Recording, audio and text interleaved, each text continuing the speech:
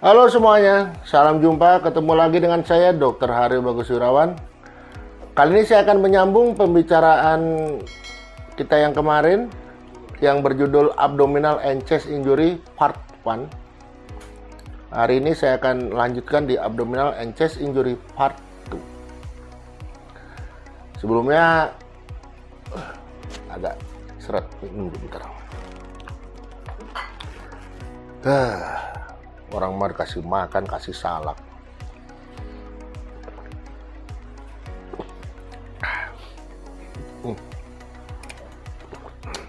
Aduh, seger banget. Teh tawar dingin, sehat. Oke, kita lanjutkan. Kemarin pembicaraan kita sampai mana ya? Coba cuplikannya mana? Nah, apa itu red flag sign dan bagaimana cara mengetahuinya, juga lanjutannya bagaimana cara menanganinya, akan saya ulas lagi di video berikutnya. Iya, udah diingetin. Sampai red flag sign. Nah, jadi saya ingatkan kembali, di buku ini Abdominal and Chest Injury ini kita tidak membahas secara ilmu medis atau kita kupas tuntas, tidak. Karena kemungkinan, ya seperti Anda tahu semua, rekan-rekan saya, teman sejawat saya, kalaupun dikumpas tuntas juga tebelnya nggak mungkin segini. Pasti lebih tebel lagi. Jadi ini memang diperuntukkan bagi mereka, kalau misalnya ada yang mengalami abdominal atau chest injury di atas kapal, apa yang harus dilakukan. Nah ya. Minggu kemarin saya udah bicara tentang pemeriksaan GCS, itu pemeriksaan untuk mengukur kesadaran bila mana ada cedera kepala. Ya, GCS itu adalah Glasgow Coma Scale. Anda bisa searching di channel YouTube. Yang lain keywordnya adalah pemeriksaan GCS atau pemeriksaan Glasgow Coma Scale, skala koma Glasgow. Ya. Baik, red flag sign. Red flag sign itu, jadi kalau ada tanda ini, Anda jangan berpikir macam-macam lagi, segera evakuasi. Ya, sekali lagi, segera dievakuasi. Yang pertama, ada memar dan nyeri di bawah iga. Ya, tulang iga nih sampai sini aja nih. Ini kan kerasa nih. Tulang iga hanya sampai sini saja. Nah, ada nyeri di bawah sini. Ya. Itu kemungkinannya ada organ yang terluka, hati ataupun limpa. Ada yang cedera karena trauma tumpul itu tadi. Lalu keluarnya darah dari uretra. Nah, apa itu uretra? Nah, ini ada gambarnya ya. Uretra itu tempat keluarnya cairan kemih ya, yang asalnya itu dari ginjal. Nah, ini kita lihat sendiri, ginjal turun ke ureter, vesika seminalis turun ke uretra. Nah, jadi maksudnya dalam bahasan ini, pada saat BAK, buang air kecil, itu keluar darah. Setelah Anda periksa dengan stetoskop ya, itu ada suara usus yang hilang. Suara usus yang hilang. Jadi normalnya, kalau yang normal, orang yang normal begitu perut ini diperiksa dengan stetoskop, itu ada suaranya.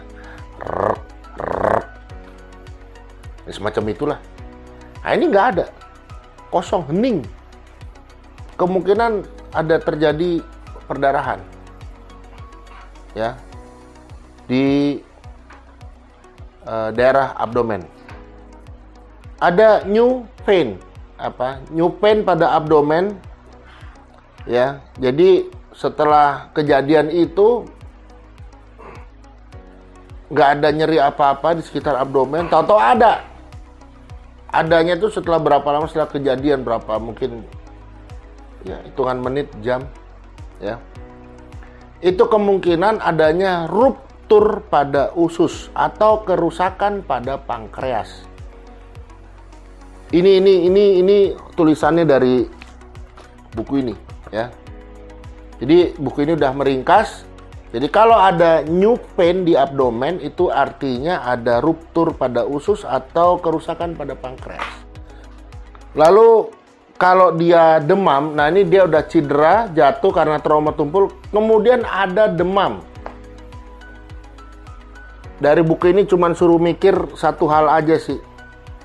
Itu adanya ruptur pada usus sehingga menyebabkan infeksi pada selaput peritoneum.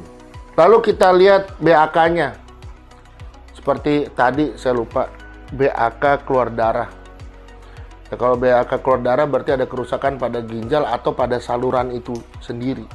Karena mungkin waktu dia jatuh, ingat kan kemarin itu kalau jatuh ingat 3 hal.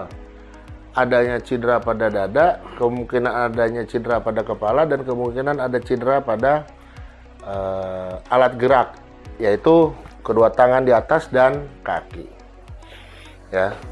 Dan tulang pada kaki ini, tulang panggul ini juga nanti bisa berpengaruh kepada lukanya di uretra itu.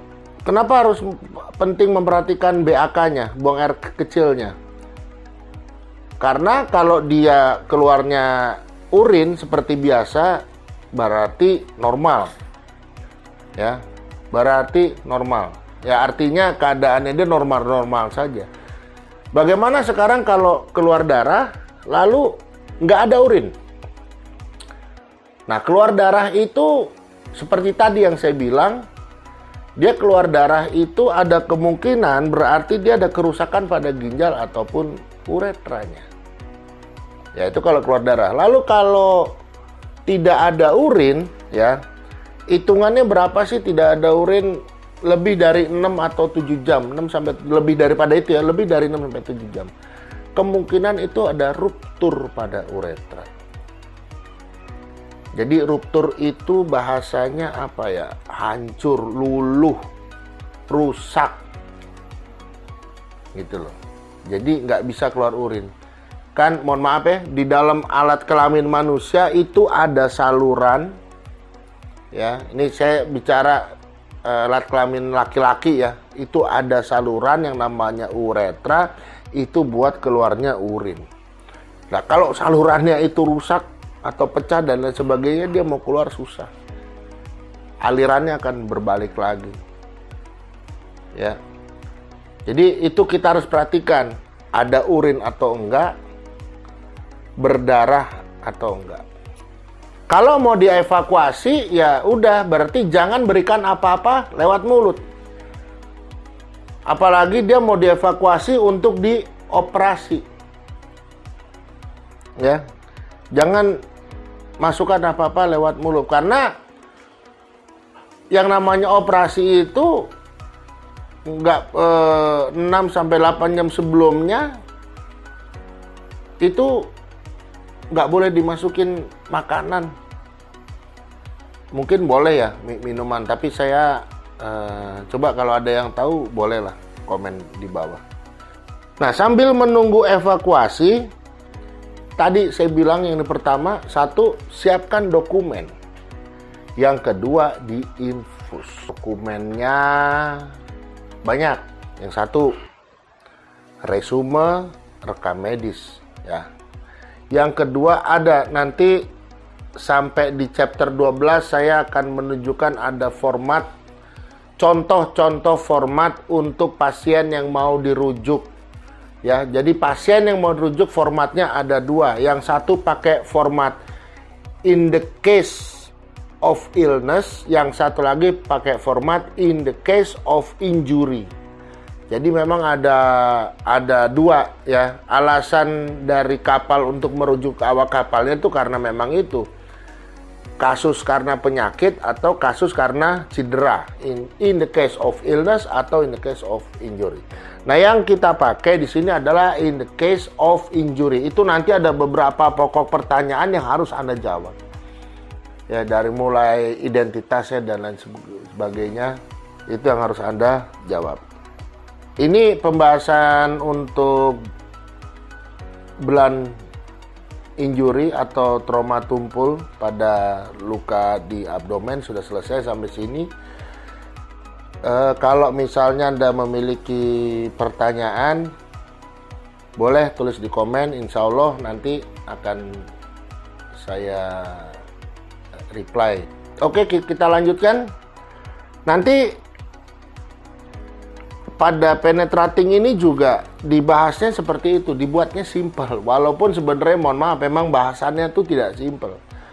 Tapi saya meringkas hal ini karena memang ada dasarnya, ada bukunya gitu loh. Karena ya mohon maaf, kalau misalnya para awak kapal disuruh mempelajari yang seperti kita belajar waktu di sekolah kedokteran dulu, pasti akan sangat-sangat merasa kesulitan.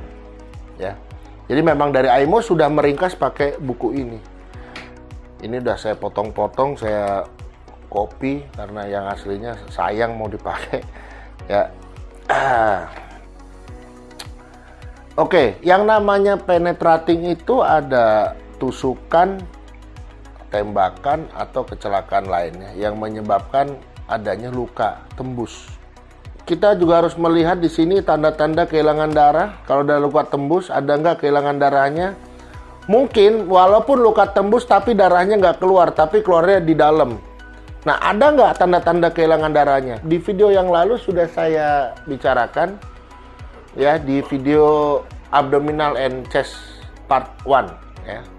Itu sudah saya bicarakan untuk mengetahui adanya kehilangan darah apa enggak, kita lihat nadinya, denyut nadi naik, tekanan darah turun, muka pucat. Udah itu aja. Gampang. Ya. Lalu apa yang harus dilakukan kalau ada luka tembus? Yang pertama, siapkan evakuasi. Sudah pasti orang seperti ini harus dievakuasi, nggak bisa dirawat di kapal. Susah. Ya. Yang kedua, infus. Dengan NaCl 0,9%, kecepatannya adalah 1 liter per 6 jam atau lebih. Tentang bagaimana caranya menginfus, mungkin saya akan membuat sendiri di video ini, tapi tunggu next project ya. Nah, sementara bagi Anda yang ingin mengetahui bagaimana cara menginfus, seperti biasa, ketik aja bagaimana caranya menginfus. Ya. Oke, yang ketiga, masukkan antibiotik. Karena kalau ada luka tembus ini berarti sudah terhubung dengan dunia luar, yang artinya ada kemungkinan kuman-kuman patogen yang akan masuk. Nah, untuk mencegah infeksi yang lebih lanjut, disuntikkanlah antibiotik yang namanya ceftriaxone 1 gram. Ya, 2 kali 1 gram, 2 kali 1. Lalu kalau ada nyeri, morfin. Ya, dikasih morfin karena biar cepat. Kenapa? Karena morfin yang saya sebutkan ini morfin yang bentuknya vial ataupun ampul, jadi bisa lewat bisa lewat infus. Disuntik di infus, masuk. Jangan berikan apa-apa lewat mulut karena kemungkinan pasien ini yang dirujuk nanti ini akan langsung dioperasi, sehingga kalau Anda nanti memberikan makan dan lain sebagainya sampai sana nggak bisa dioperasi. Ya. Lah, pada saat Anda merujuknya itu kalau ada luka tembus ya jangan dibawa dia bahasanya mah di misalnya nancep nih, cep gitu terus dibawanya kewer-kewer gitu ya, jangan. Nah, ini yang saya belum bicarakan. Misalnya ada luka di mana lah, di pisau cep gitu ya. Itu jangan langsung dicabut, bahaya. Justru dengan pisaunya nancep begitu ya. Ini kalau pisau panjang segini nancep cep gitu ya. Kalau bukan pisau cuman paku kayak begini, alah cabut aja nggak apa-apa. Ya. Kalau cuman setinggi gini lah misalnya. Tapi kalau udah yang segini cep masuk, udah justru dengan masuk ini dia akan mencegah perdarahan yang lebih lanjut. Nah, katakanlah dia mau dirujuk dalam keadaan pisau yang tertancap, tancepannya ini harus ditutup. Tapi jangan keras, asal tutup aja lalu disiram dengan cairan NaCl. Dah, dibawa. Biar nanti rumah sakit urusannya itu, mau buka, mau potong, mau apa, jangan Anda. Ya. Kalau yang saya tahu seperti itu. Tapi kalau setiap kapal kan pasti ada punya SOP-nya dan lain sebagainya. Ikutin aja udah, ya. Nah, yang paling terakhir adalah do not touch the organ in open abdominal injury. Jangan itu ya, jangan kayak apa ya, kayak mau megang gitu. Ini apa ya? Ini apa? Jangan. Ini kan luka terbuka nih. Kadang suka ada yang iseng pegang-pegang, megang gini kan kotor. Ya. Ini kelihatannya sih absurd, tapi penting kalau nggak diingetin nanti akan seperti itu. Karena memang ada aja sih orang kayak begitu mah yang iseng-iseng itu atau megang ya. Oke. Oke, sampai sini berarti telah selesai untuk abdominal injury. Untuk yang luka tumpul dan luka tembus, ya, blunt trauma dan penetrating trauma. Di video selanjutnya, part 3, akan saya sambung untuk bahasan ini di chapter 7, yaitu tentang chest injury. Akhir kata, semoga bermanfaat. Wassalamualaikum warahmatullahi wabarakatuh. Out. Ya. Habis esnya.